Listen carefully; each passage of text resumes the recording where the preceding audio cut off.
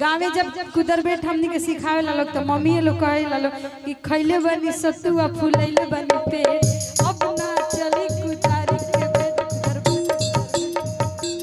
तो थोड़ा बहुत हमें सिखल बनी इहे मतलब बोल बोल के त इहे कइले रहे ढोलक पे बजा कि हमारा कमरा में साड़िया पहनावे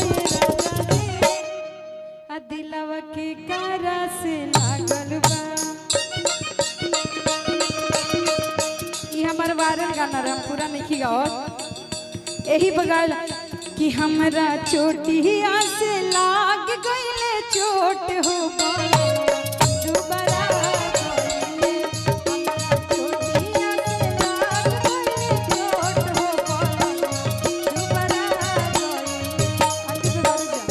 गोलू जी अब अपना पूरा नाम बताइए।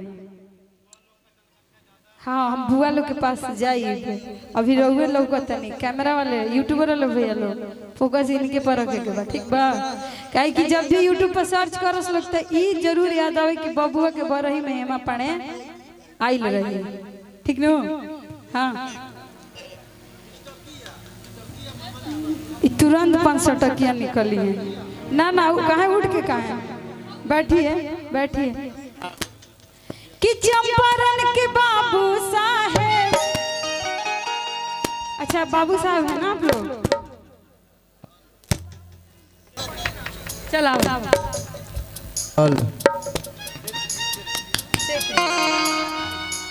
कि चंपारण के सेठ जी लोग अखाटी राजपूत माई दैया रे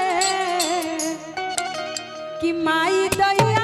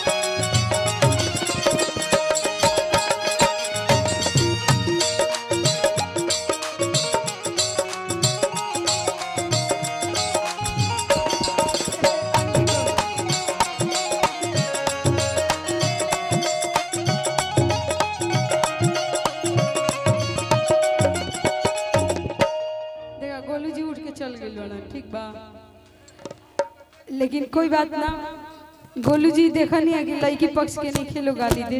अच्छा ये भैया का नाम हेलो टकिया से ना चली चंदन चंदन भैया। अच्छा तो चंदन भैया आप बाबू के पिताजी है ना तो रहुआ का इतना सुस्त बने आई मंच पे आइए। कहाँ गए गोलू जी?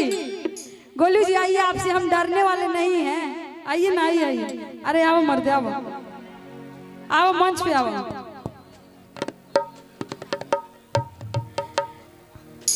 अरे गोलुआ के बहनी के सोटा मारो नौआ हंसवलस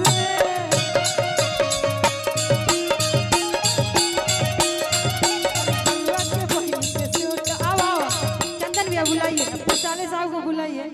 इना मामा बतैले रहतन त ना मतना सुने के पड़ी। आइए आइए आपको मंच पे आना ही होगा।